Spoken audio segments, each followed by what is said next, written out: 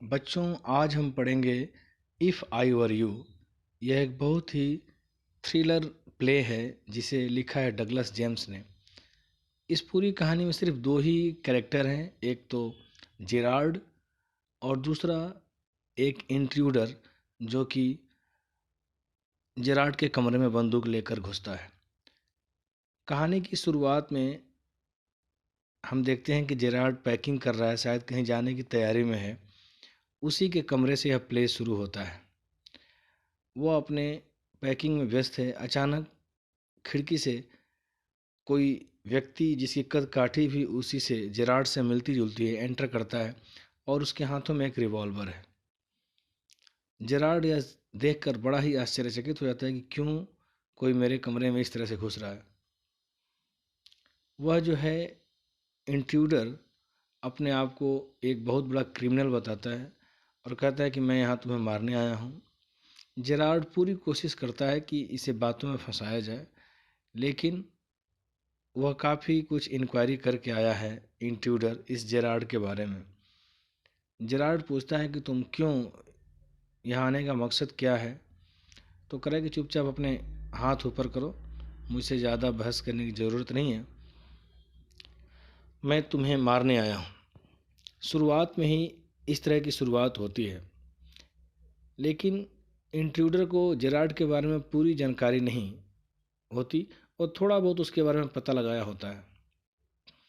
और चूँकि इंट्रूडर ने एक पुलिस वाले का कत्ल कर दिया है, तो सोच रहा है कि किसी ऐसे व्यक्ति को ढूंढा जाए जिससे मार कर मैं उसकी आइडेंटिटी, उसकी पहचान लेकर जीवित रह सकूं।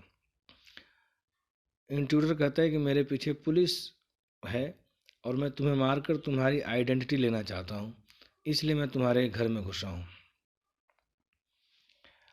और ये जब धमकी देता है कि मैं तुम्हें गोली मार दूंगा, तो जेरार्ड पूछता है कि आखिर तुम मुझे ही क्यों मारना चाहते हो और मेरी ही पहचान क्यों लेना चाहते हो। तो इंट्रूडर बताता है कि चूंकि तुम बहुत ही कम लोगों से मिलते जुलते हो, अपना सारा साजो सामान जो भी कुछ मंगाना होता है, सारी वस्तुएं फ़ोन पर मंगवाते हो, किसी को फ़ोन करते हो, सब वस्तुएं आ जाती हैं। तुम व्यापारियों या और दूसरे लोगों से नहीं मिलते जुलते हो, बहुत ही कम अपने कमरे से बाहर निकलते हो, यानी समाज में तुम बहुत कम जुड़े हुए हो। मैंने तुम्हारे बारे में पता किया है, तुम सब कुछ घर से ही फ़ोन से मंगाते हो।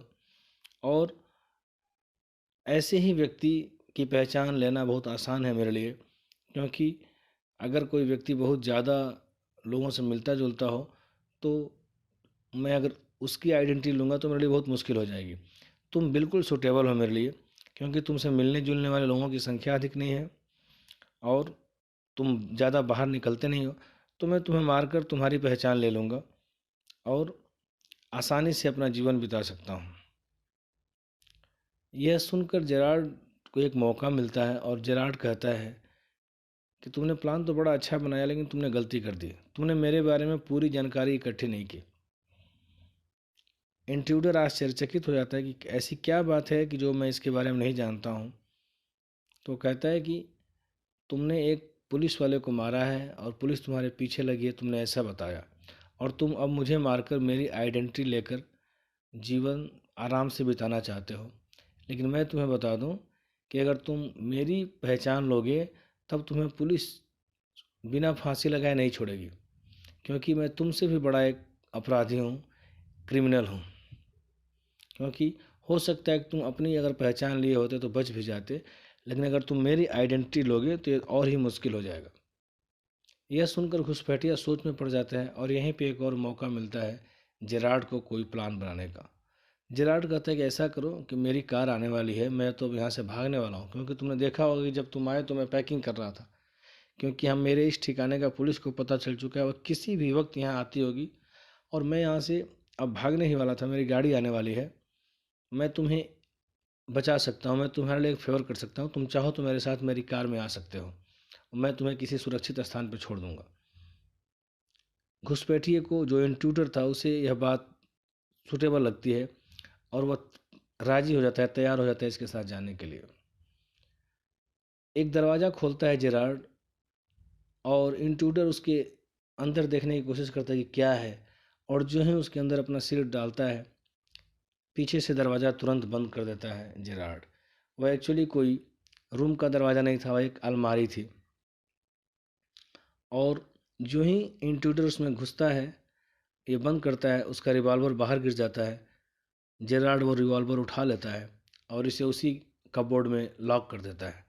और फिर तुरंत पुलिस वाले को फ़ोन करता है कि एक आदमी मेरे घर में इस तरह का अपराधी है जिसे मैंने बंद कर रखा है, आप जल्दी आ जाओ।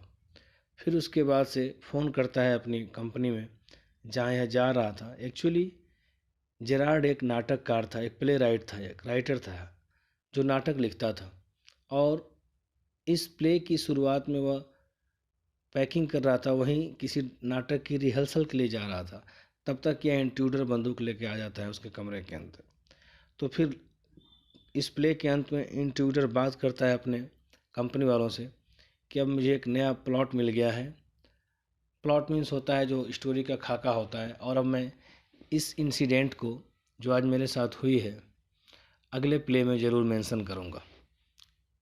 तो इस तरह से ये स्टोरी या प्ले ख़त्म होता है, जिसमें बहुत ही चालाकी से, बहुत ही शांत तरीके से जेरार्ड जो है अपने को मारने आए अपराधी पे काबू पाता है। तो सिर्फ दो ही कैरेक्टर हैं इस स्टोरी में, इस प्ले में, जेरार्ड और intruder. In the beginning of the story, an intruder enters the house of Gerard to be him, to take his identity and to escape from the police. Gerard lives a life of seclusion. He runs his business on phone and rarely meets the tradesman or other person. And it is very suitable for the intruder. He can be called something of a mystery man. And as we have discussed in Hindi, the intruder is a criminal. He has killed a policeman and is now being chased by the police. So he decides to kill Gerard and to take his identity. Gerard is preparing to leave the house in the beginning of the play, in the beginning of this story, and he is going for a rehearsal when the intruder enters his house. The intruder threatens Gerard with a revolver. He also tells him why he wants to kill him. He said to the Gerard that I want to take your identity because you resembles too much to me. The intruder had learned to imitate Gerard's voice also, as he intends to live as a Gerard after killing him. This gives some precious moments to Gerard as to how to save himself from the intruder. He warns the intruder that if he himself is a criminal and a murderer, and in case he kills him, he was sure to be hanged, if not as himself, then as a Gerard, because I am more involved. I have been a very big criminal and murderer than you. Hearing this, the intruder begins to think, and this gives some time to Gerard to plan his escape. He asks the intruder to hurry up and run with him in his car to a safer place. The police is expected to reach this place very soon. We should run away from here quickly. Gerard opens the door, which in fact is the door of a cupboard. The moment the intruder looks in it to see what it is, Gerard pushes him into it and at once he closes the cupboard. The revolver falls as intruder steps into the cupboard. Gerard shuts the door in a moment and picks up the revolver.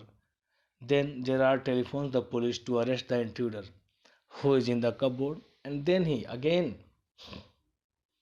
called to his drama company and said that I will put this plot in my next play because this is a very rare and very thrilling story. It might be liked by the audience. I will certainly include this incident in my next play.